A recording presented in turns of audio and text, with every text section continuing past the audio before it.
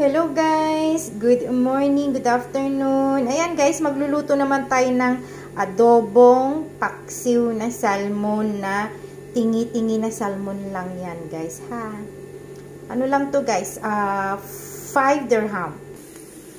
Ayan, nagsangkot siya na rin ako ng bawang at luya. At ilagay natin yung tingi-tingi na salmon.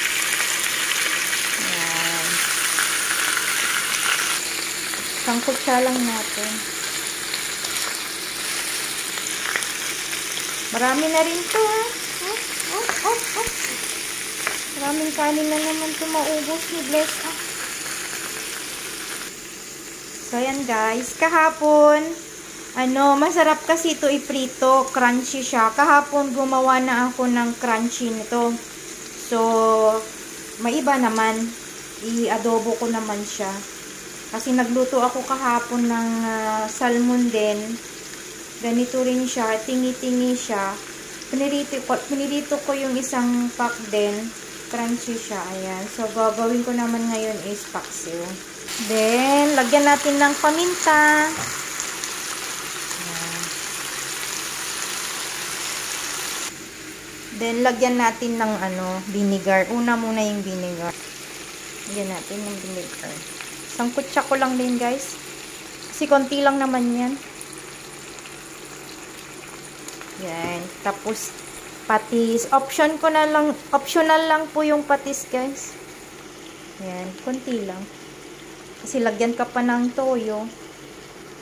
Next natin guys, yung dato puti. Konti lang din. Para may kulay lang. Para hindi siya maalat. Lagyan natin ng konting asukal. Konti lang.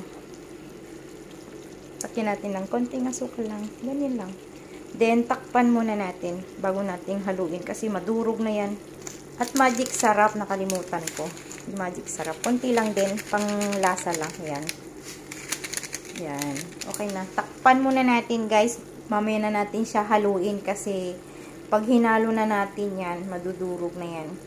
So, ayan guys. Takpan muna natin siya. Wow, ang sarap. Ayan guys, oh. Luto na siya. Ngayon ko lang siya haluin guys. Ayan, madali lang naman siya lutuin. Lagyan natin ng sili. Luto na.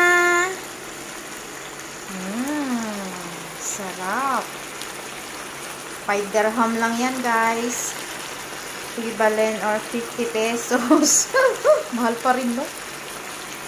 Yan guys, maraming salamat. Kain na po tayo.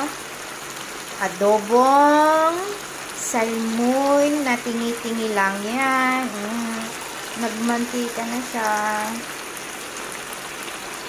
Bye guys. Maraming salamat po.